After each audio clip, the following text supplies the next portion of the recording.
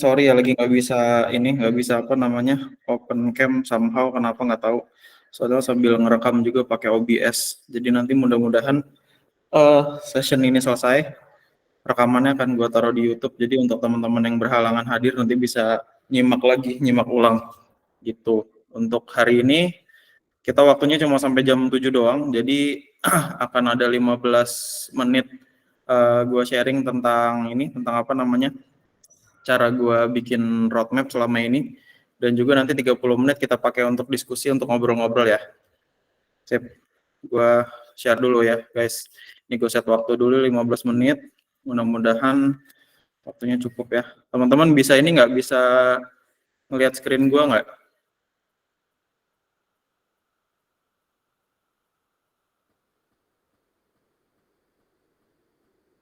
Bisa ya? Oke, aman. Sip, kita start. Oke, nah jadi roadmap itu teman-teman nih mungkin banyak yang tertarik untuk join karena ini juga ya, karena lagi prepare untuk roadmap 2024 kali ya.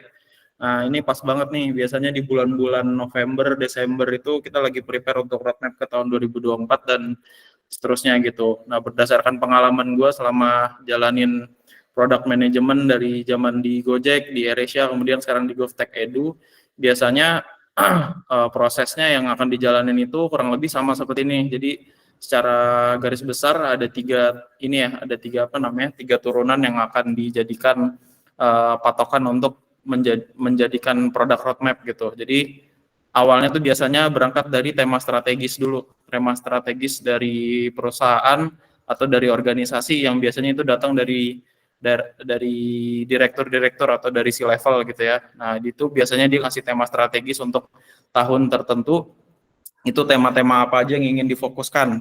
Jadi contohnya kayak misalkan ada tema strategis nih, gue ngambil contoh e-commerce gitu ya.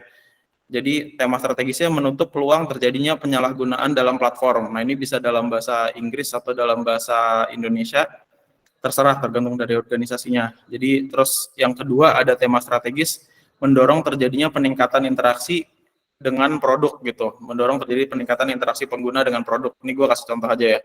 Nah nanti dari sini biasanya organisasi akan ngasih ke function-function atau ke tribe-tribe yang ada di perusahaannya untuk ngasih ini nih, ngasih inisiatif-inisiatif yang kira-kira bisa mendorong hal ini tuh apa gitu.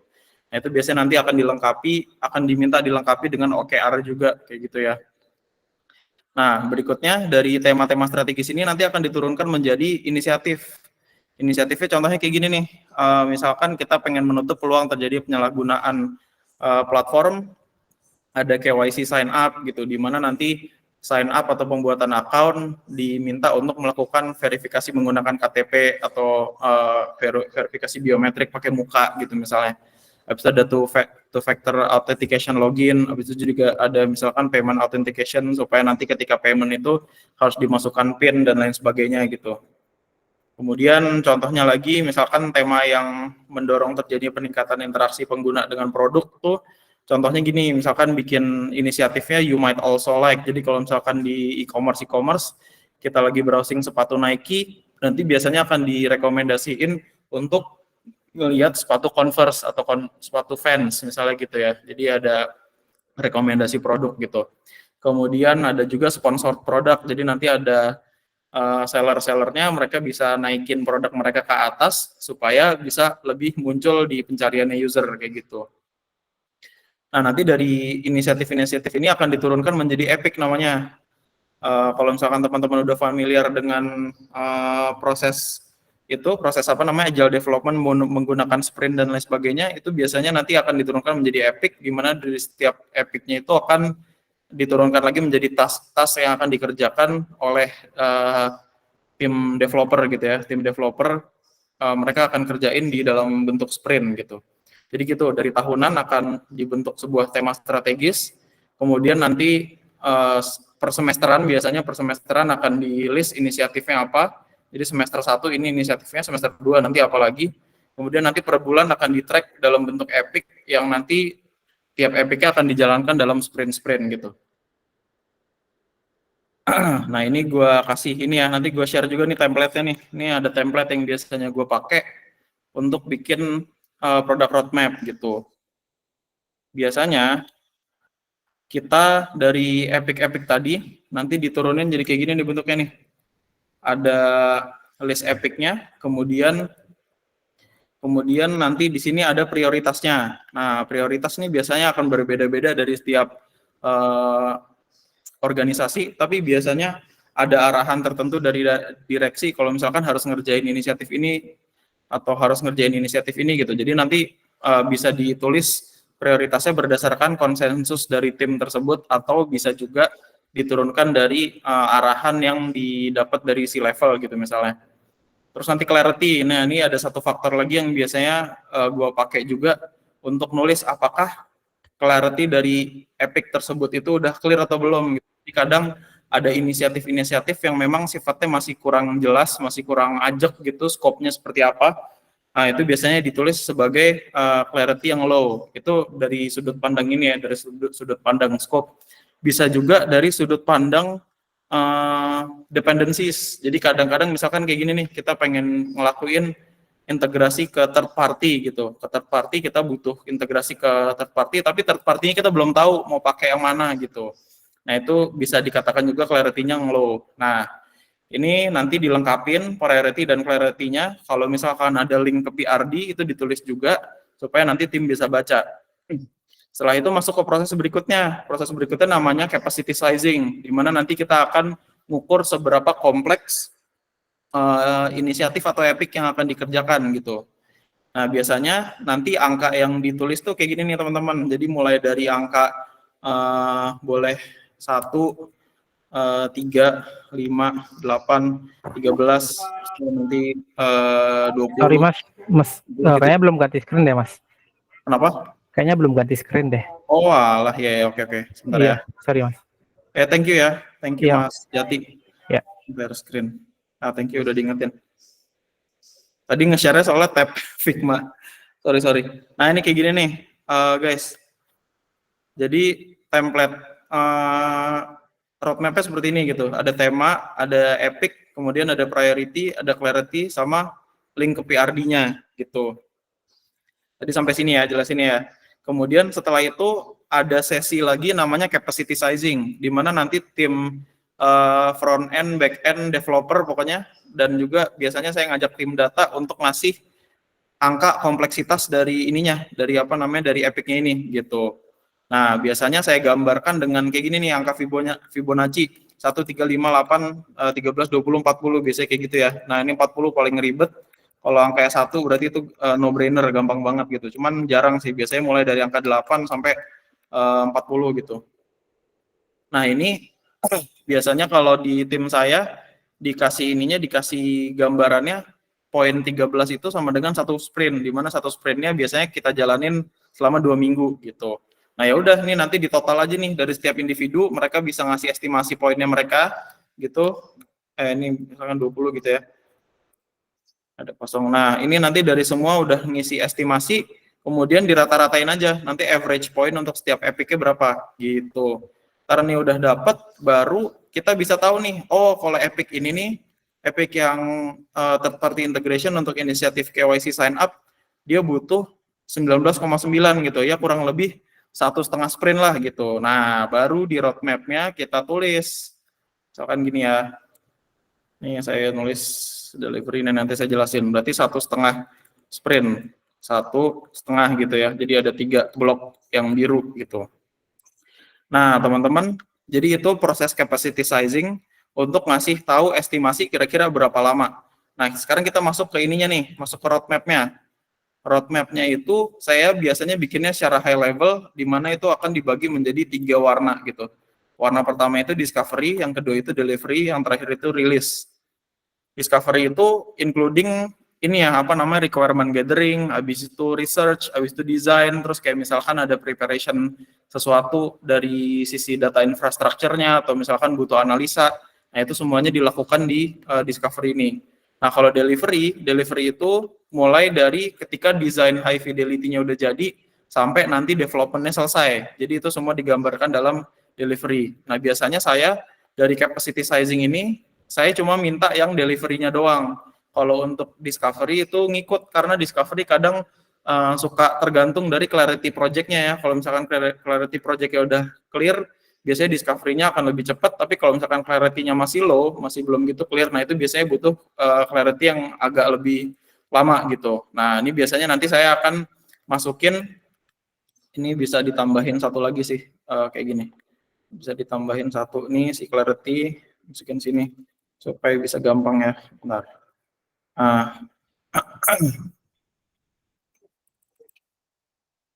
Oke.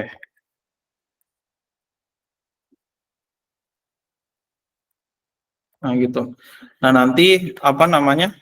Timeline dari pengerjaan produknya itu kita utamakan untuk mengerjakan produk-produk dengan clarity yang tinggi. Jadi kita mulai dari clarity yang tinggi dan juga yang pastinya dengan priority yang tinggi juga, P0 gitu. P0 itu berarti wajib dikerjain. Kalau P1 dan P2 itu di bawahnya ngikut. Nah, gitu. Nah, kalau untuk priority yang low, tapi priority yang tinggi P0, tapi clarity-nya masih low, itu usahakan kita mulai discovery-nya sedini mungkin gitu. Nah, misalkan di sini kan poinnya di situ 15 kan ya delivery-nya ya, estimasinya 15. Ini baru estimasi ya. Berarti dia butuh sekitar 1,5 sprint juga gitu. Nah, karena dia priority-nya tinggi, tapi clarity-nya masih low, berarti discovery-nya butuh duluan nih, gitu. Jadi ini bisa dikerjain duluan. Nah, karena dia complexity-nya juga, bentar ya. Nah, kayak gini nih. Ini karena masih, masih belum jelas, jadi kita taruh misalkan estimasinya 2 sprint gitu. Nanti tergantung konsensus dari teman-teman di itunya aja, teman-teman di timnya aja. Apakah mereka comfortable untuk ngerjain discovery-nya selama 2 sprint atau enggak gitu. Habis itu udah kayak gini. Nah, nanti biasanya di sini saya kasih jadwal rilisnya juga. Potentially si inisiatif ini nanti kita akan deployment di tanggal berapa gitu. Nanti disesuaikan aja sama tim, terus disesuaikan juga dengan kalender dari perusahaannya. Misalkan ada kebutuhan untuk marketing tertentu, bisa ngikut campaign tertentu, nanti tinggal diatur aja strateginya, pengen dirilis dan pengen di launching kapan, udah tinggal taruh aja secara high level. Nanti misalkan kita pengen rilis di week pertama bulan Maret, ya udah ditaruh di situ gitu.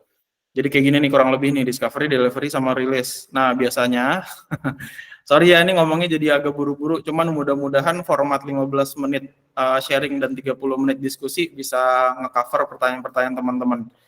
Nanti kalau misalkan belum berhasil, kita coba iterasi di sharing session berikutnya. Jadi di discovery ini saya biasanya tulis juga nih, tim-tim yang terkait tuh apa. Misalkan saya tulis tim desain, terus ada research, ada data gitu. Kadang butuh juga misalkan tim back end gitu ya. Oh sorry, ini karena third party integration mungkin research nggak perlu lah. Tim data, tim back end gitu. Nah ini biasanya untuk discovery, technical feasibility-nya kayak gimana, terus nanti pas development baru saya tulis ininya aja, tim engineer-nya aja, BE, FE, terus misalkan tetap butuh tim data, ya udah tulis tim data. BE, FE, data gitu. Nah, terus nanti di sini rilisnya bisa dikasih keterangan juga, misalkan rilis di prod gitu. Nah, ini bisa ditulis kayak begini.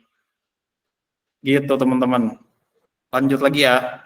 Nah, itu proses buat roadmap-nya kayak begitu. Nanti template-nya akan saya share. Kita masih ada banyak waktu juga untuk tanya jawab kalau misalkan teman-teman masih bingung. Nah, ini ada beberapa mindset yang teman-teman harus keep in mind ketika bikin roadmap. Jadi pertama itu perlu ada alignment yang early dan rutin. Jadi sebisa mungkin kayak misalkan gini nih, kita lagi mau masuk tahun 2024, dari November udah mulai kira-kira nih 2024 akan ada inisiatif apa aja gitu.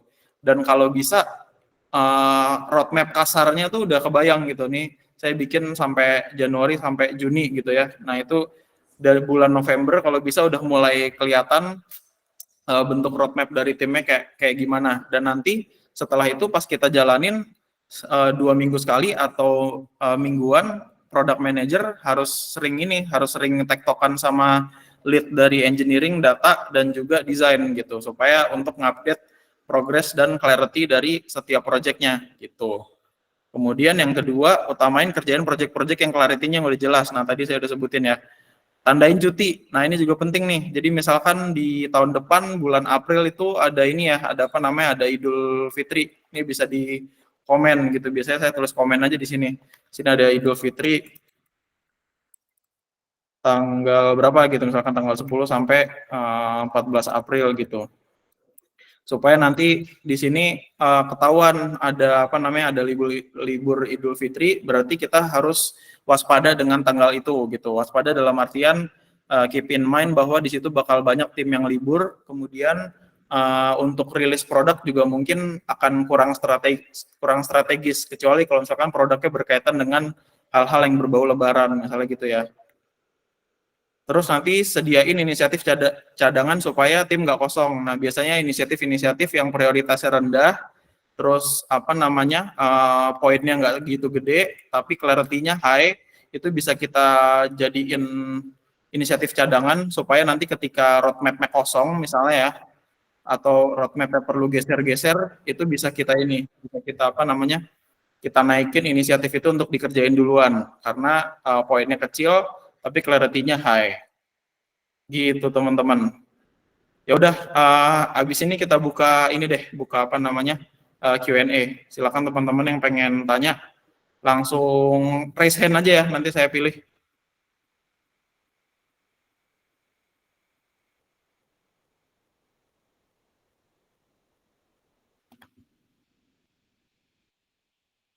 Ayo, belum ada yang raise hand, gimana nih?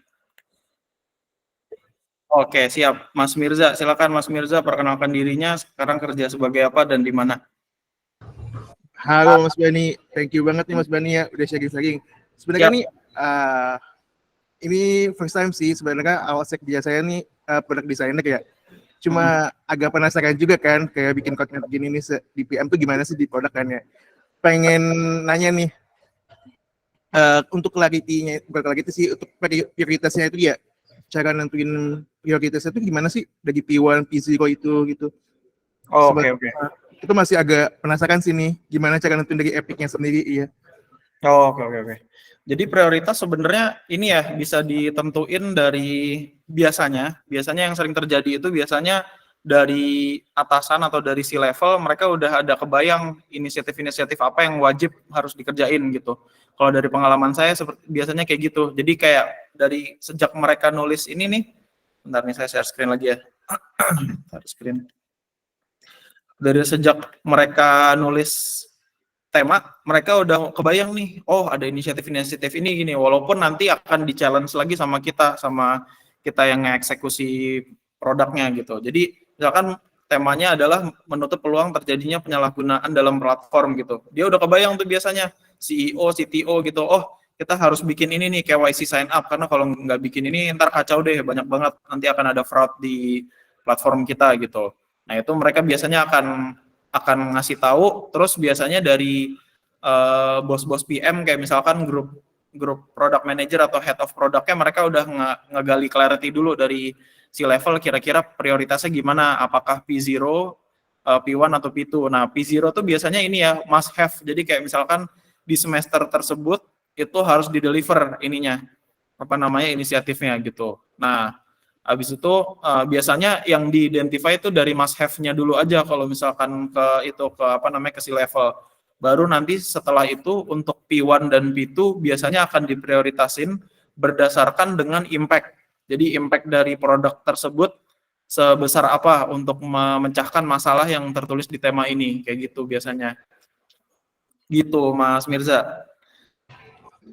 Ya kebayang. Ya jadi tuh kayaknya sebelumnya tuh aku kan kayak di perusahaan startup juga ya, kayak di bagian kebetulan sih megang bagian QYC gitu kan. Nah, kadang sih ya kita tuh udah nentuin Epic sendiri kan di QYC kan ya.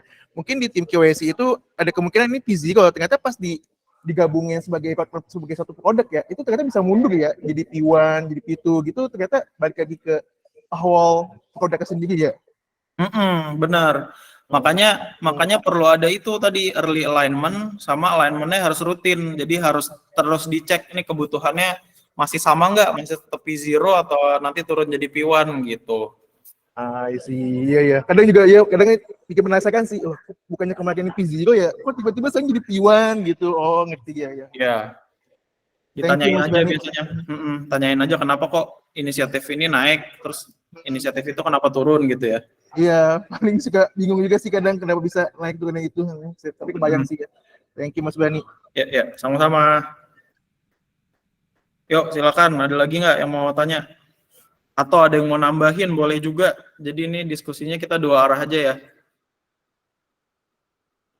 Ya, silakan Mas Ari. Halo Mas Dan Bani, salam pekerjaan kenal. di mana?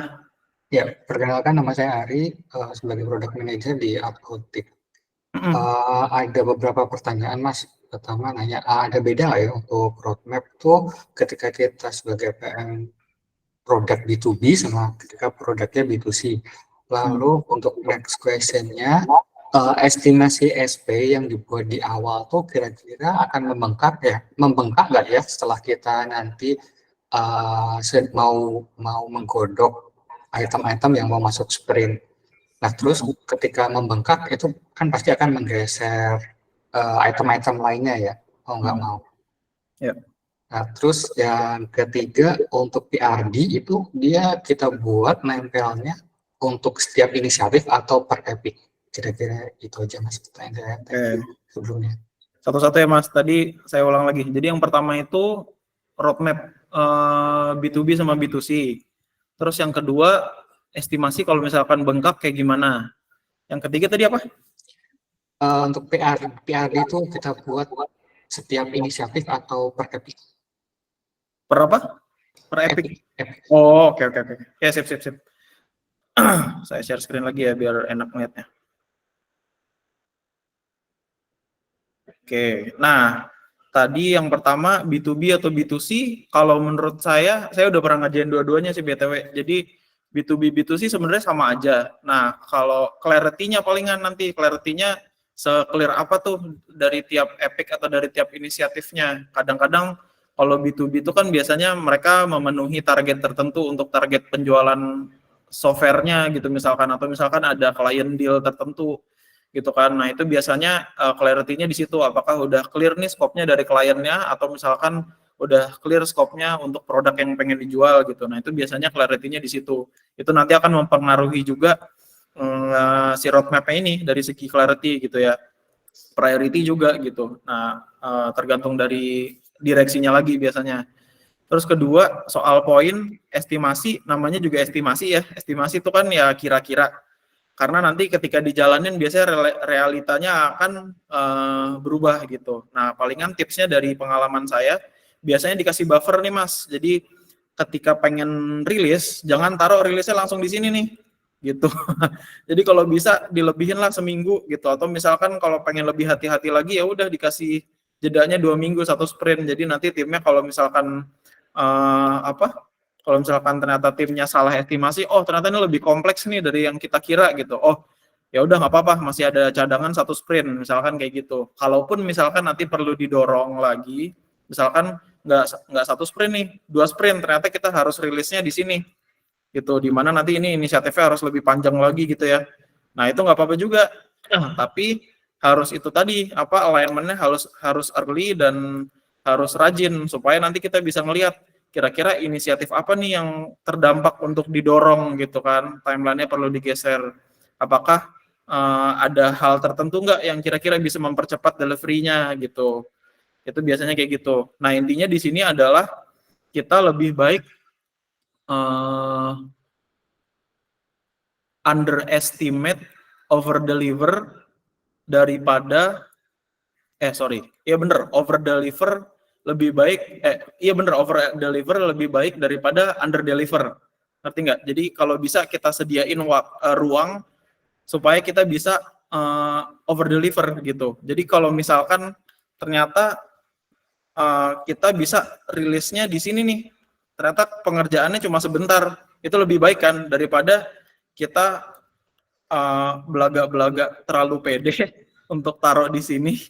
Taunya pas udah dikerjain ternyata bengkak, jadinya rilisnya harusnya sampai di sini gitu. Nah itu kurang baik. Jadi lebih baik tadi itu, lebih baik kita over deliver daripada under deliver kayak gitu.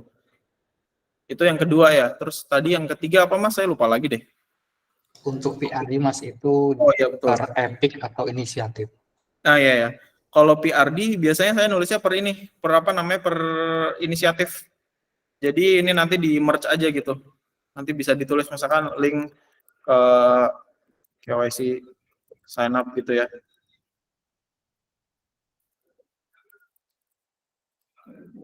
Gitu.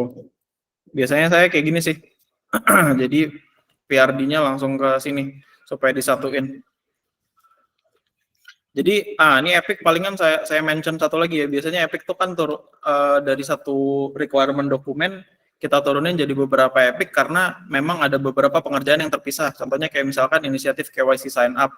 Kalau kita pengen bikin KYC itu kan butuh backend ya, butuh backend yang untuk jalanin logic verifikasi akunnya seperti apa. Nah, ini biar cepat ya udahlah kita coba ini aja apa namanya pakai vendor gitu. Misalkan pakai vendor Prosa kah atau Vida atau apa gitu ya. Nah, kita coba hire mereka supaya bisa jalanin ini lebih cepat. Ya udah kita integrate ke mereka gitu. Nah, terus yang kedua setelah back end atau logiknya udah kelar, kita bikin lagi UI-nya gitu. Nanti tampilan UI-nya bakal kayak gimana kayak gitu. Nah, ini jadinya dari satu inisiatif akan jadi ada banyak epic.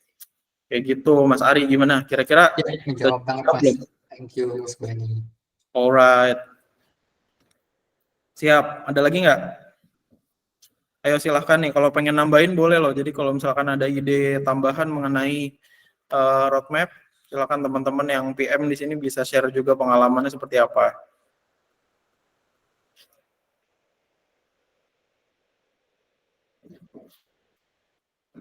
Di Google Chat kayak ada Mas.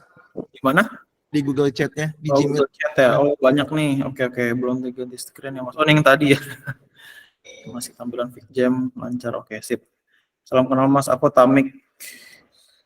Aku mau nanya Mas, yang angka 1 sampai 40 itu tadi itu dari mana ya Mas? Mirip story point kah? Maaf nggak bisa on mic. Oh ya, Mbak Rahmi atau Mbak Tamik ya. Kalau angka 1 sampai 40 itu ya sebenarnya angka Fibonacci aja.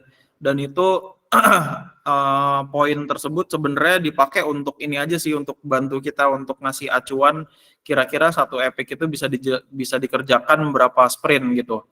Nah, ketimbang ngasih angkanya 1 sprint, 2 sprint yang kadang-kadang suka rada-rada meleset, jadi makanya dikasih angka poin aja supaya nanti poin itu bisa merepresentasikan sprintnya. Jadi contohnya kayak saya tadi pakai angka 13, di mana angka 13 itu patokannya adalah 1 sprint gitu ya, 1 sprint atau 2 minggu. Nah, kalau misalkan lebih dari 13, misalkan 20 gitu, ya udah berarti 1 sprint setengah atau misalkan 2 sprint gitu. Itu nanti kesepakatan dari tim aja, kira-kira pengen ngasih ukuran angkanya kayak gimana. Oke, ada mau ditanya lagi nggak tuh Mbak Tamik? Kalau misalkan cukup jelas, saya lanjut ya ke pertanyaan berikutnya. Dari Mbak Fatin. Oke, siap. Mbak Tamik. Halo Mas Bani, perkenalkan saya Noval. Thank you banget udah sharing ya, sama-sama. Maaf kalau mungkin tadi udah sempat terbahas, tapi karena saya agak terlambat, belum paham terkait penentuan poinnya gimana. Boleh tolong dijelaskan lagi? Oke, jelasin lagi ya. Share screen lagi.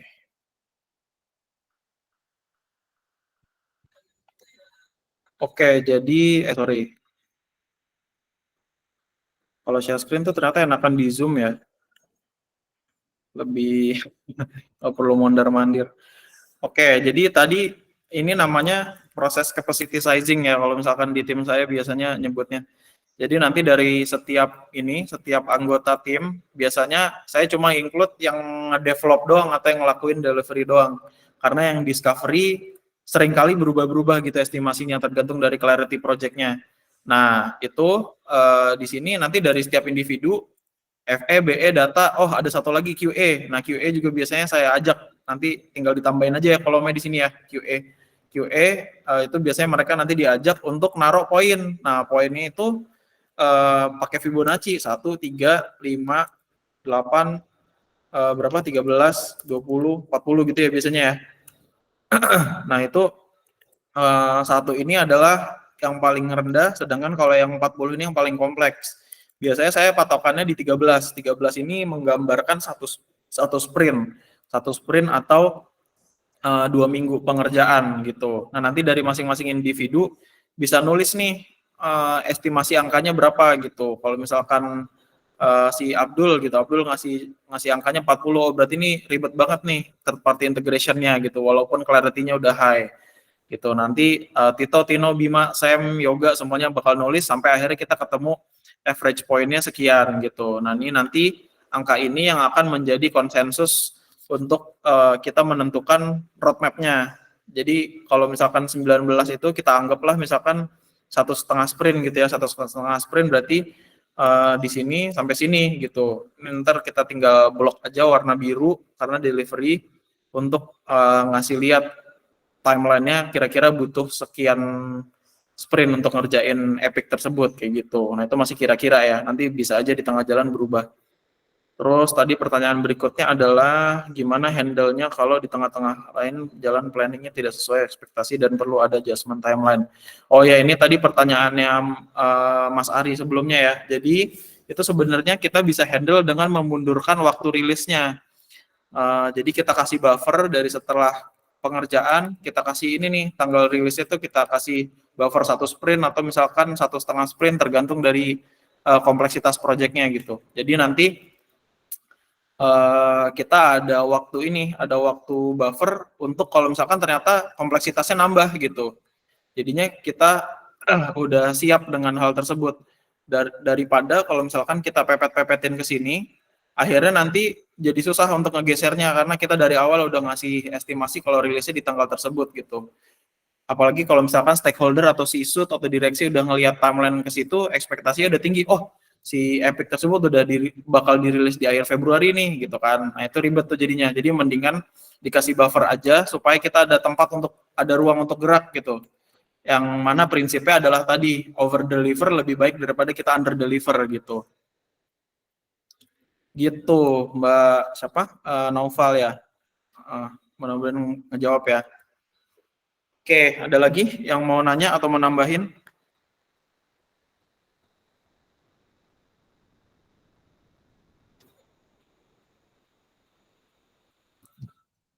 Oke, sekarang dari Mbak Nur Fitriana ya. Halo Mas Bani, aku Vina. Mau nanya soal gimana cara nentuin dari poin sama penentuan sprintnya kayak tadi 19,9 kenapa bisa kehitung 1, sprint. Oh, ya. Yeah. Itu kira-kira aja sih sebenarnya kalau misalkan 1 sprint itu 13, terus 2 sprint itu 26 berarti kan gini. Saya share screen lagi ya.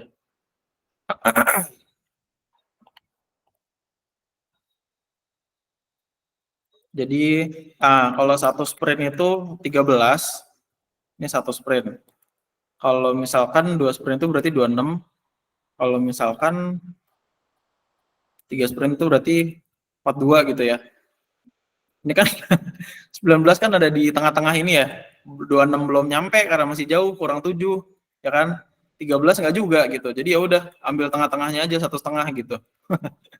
Gimana kira-kira ngejawab nggak? Biasanya sih kayak gitu aja. Terus kayak misalkan mana lagi ya? 16,5 juga nih sama nih.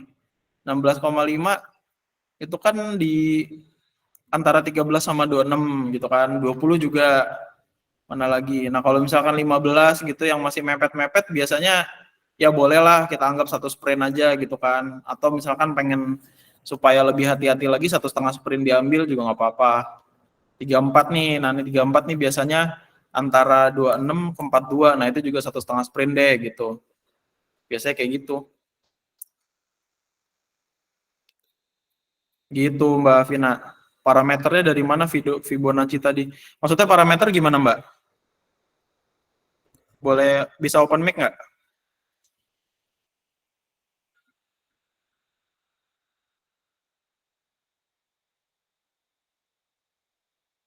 Oh ya udah, nggak apa-apa diketik dulu aja. Coba diketik dulu ya.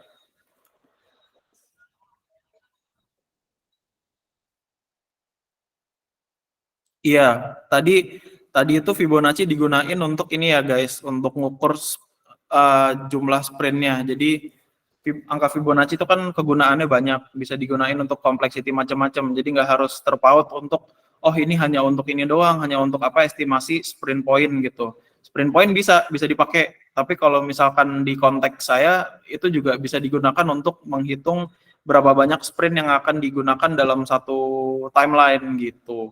Ini ngejawab pertanyaannya Syarifatul Ulia ya. Halo Mas, bukannya penentuan story point itu ketika melakukan sprint planning. Ini penentuan poinnya sama PM-nya atau timnya. Iya. Tadi saya udah bilang, jadi kalau Fibonacci-nya itu bisa digunakan juga poinnya untuk mengukur sprint. Gitu. Itu salah satu hack yang biasa kami pakai di tim.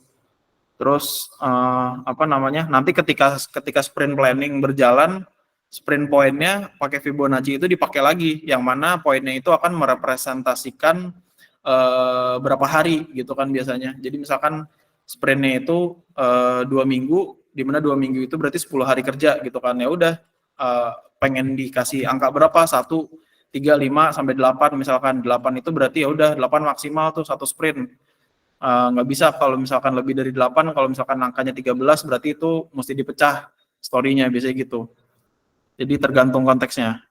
Ini jawab lagi Mbak Vina. Iya, aku udah nangkep Mas, jadi hitung perkiraan aja. Oh ya, oke. Sip, aman ya. Next-nya Mas Ricky Rickman. Bantu jawab, sebenarnya tergantung timnya. Ada juga modelnya pakai t-shirt sizing, tergantung timnya. Yang mana pakai sizing seperti apa Mbak Ulia? Oh, oke. Mas Ricky Rickman boleh nggak share tentang t-shirt sizing itu kayak gimana? Saya baru pertama kali nih dengar. Kalau bisa alternatif Mas.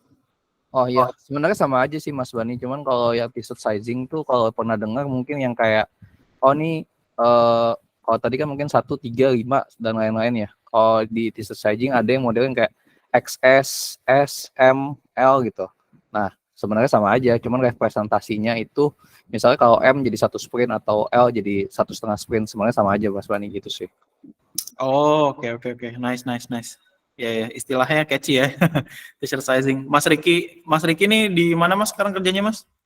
Aku senior produk di Wear6 Mas Bani. Oh, nice. Salam kenal Mas. Salam kenal juga. Harusnya Mas Ricky ini yang ngomong, kalau saya kan belum senior. Enggak lah, sama-sama belajar Mas Bani. Iya. Oke, thank you Mas Ricky udah bantu jawab. Itu menarik ya, approach-nya bisa dicoba juga. Alright, masih ada waktu. Ada yang mau nanya atau mau nambahin? Ya, silakan Afida. Oke, selamat malam Mas Bani dan teman-teman semuanya. Thank you banget kesempatannya. Tadi keren juga sih presentasinya. Aku Afida, sekarang jadi APM di EduTech Company. Mau tanya sih, kalau biasanya di startup, kalau yang Mas Bani ceritakan tadi kan idealnya ya, roadmap terjadi 1 tahun sebelumnya dan semua proses itu kayak idealnya seperti itu gitu. Cuman kalau di startup kadang kan memang dari segi bisnisnya itu sendiri nggak se-visioner itu ya, maksudnya kayak 1 tahun ke depan kadang belum tentu tahu akan bikin apa gitu. Pertanyaanku lebih ke ini sih, menurut pengalamannya Mas Bani pernah nggak melakukan road mapping itu nggak per tahun gitu, mungkin ada 3 bulan sekali, 6 bulan sekali atau sebagainya gitu. Terus kalau aku lihat tadi juga di roadmap itu kan mungkin yang selain proses development-nya, proses discovery-nya itu kan juga penting ya. Nah, kadang dibatasin nggak Mas? Misal kayak 1 bulan atau 2 bulan itu kayak udah terlalu lama atau sebagainya gitu sih. Itu. Thank you. Oke. Saya coba jawab satu-satu ya. Nih share screen lagi nih. Bagus nih pertanyaannya nih.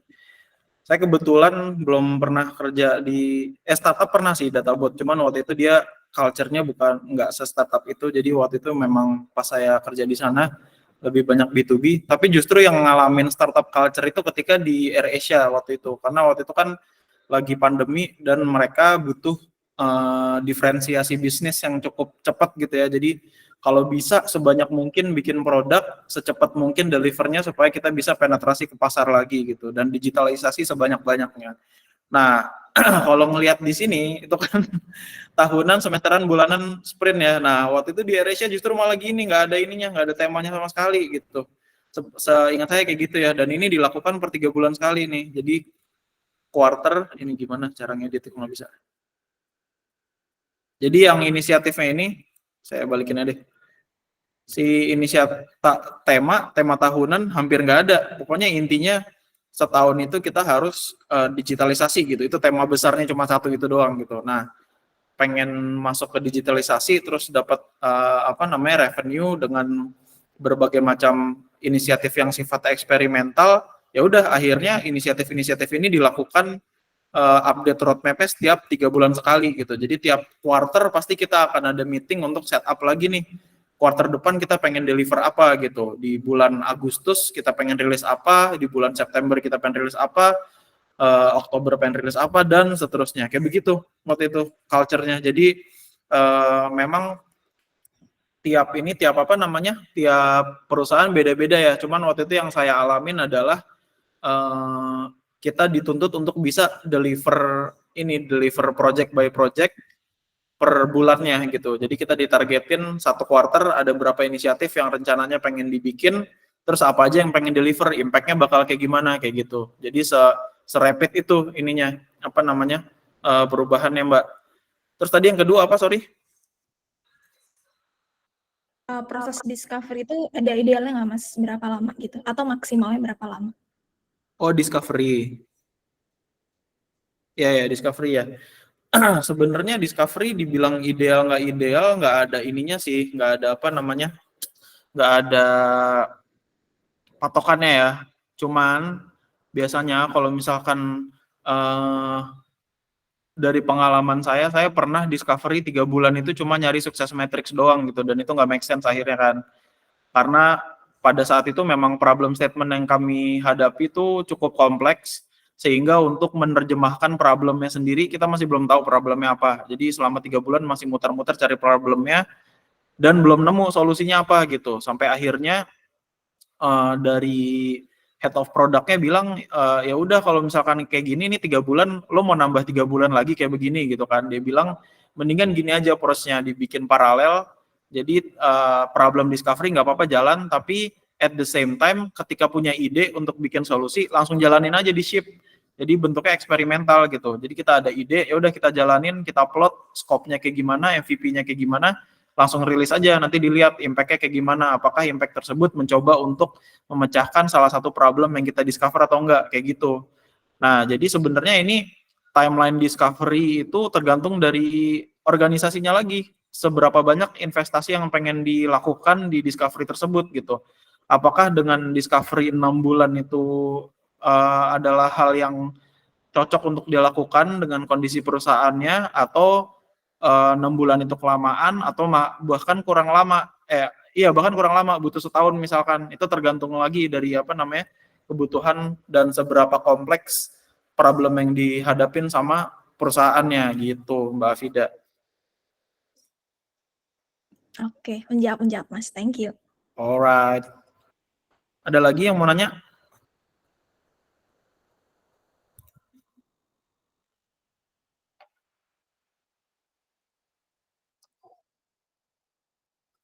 Oke, kalau nggak ada, kita wrap up aja ya. Nah, teman-teman, nanti ini Fig Jam-nya akan gue share ke teman-teman, jadi teman-teman bisa baca-baca lagi. Nanti gue coba buka akses untuk komen, jadi kalau misalkan pengen komen, pengen saut-sautan di sini boleh, yang penting jangan jangan negatif komen aja. Terus insya Allah saya pengen mulai rutin bikin offline meetup. Kemarin pertama udah dijalanin di bulan Oktober kemarin. Nah, teman-teman kalau misalkan pengen ngelihat rekamannya ada di sini ya, ada di link yang sama untuk pendaftaran ke sharing session ini, rekamannya ada di sini. Jadi kalau teman-teman yang sekarang masih berada di posisi pengen switch karir jadi product manager, silakan bisa coba buka di sini, nanti bisa akses rekaman ke meetup yang kemarin. Nah, untuk meetup berikutnya rencananya akan saya lakuin di 5 November, jadi di minggu depan ya. Bukan minggu ini, kalau minggu ini kan tanggal 29, tanggal 5 November, nanti tempatnya insya Allah di Jabodetabek, akan saya infoin lagi di grup. Terus temanya nanti insya Allah akan seputar agile delivery sih, jadi akan ada perkembangan tema lagi seputar product roadmap, agile delivery, OKR, success matrix, dan lain sebagainya. Nanti akan saya kabarin ya, atau nanti akan saya buka voting deh, supaya teman-teman juga bisa kontribusi kira-kira yang seru apa gitu. Nah, kalau misalkan teman-teman ngerasa sesi sharing session ini bermanfaat, saya minta tolong teman-teman bisa share boleh share foto atau share screenshot, nanti bisa posting di IG story kalian atau di IG posting nggak apa-apa, nanti bisa tag saya di IG @bahniem.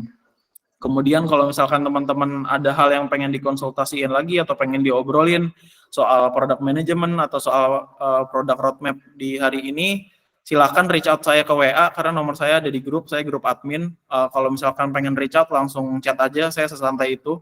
Ntar kita bisa ngobrol-ngobrol di sana. Gitu teman-teman, mudah-mudahan nanti kalau ada kalau misalkan kita dikasih kemudahan, gue akan bikinin sharing session lagi di 2 minggu lagi. Grup yang sekarang ada kita pertahanin aja, tapi untuk sementara gue lock dulu ya supaya conversation-nya nggak terlalu banyak. Gitu. Ya udah, mudah-mudahan sesi hari ini bermanfaat teman-teman. Kita ketemu lagi di sesi berikutnya ya. Thank you. Oh, Mbak Cynthia angkat tangan. Ya udah gini aja deh, gue buka aja dulu di grup, nanti kalau misalkan ada yang pengen tanya-tanya silakan lanjut tanya di grup dulu ya. Thank you guys, sampai ketemu lagi di kesempatan lain ya. Thank you.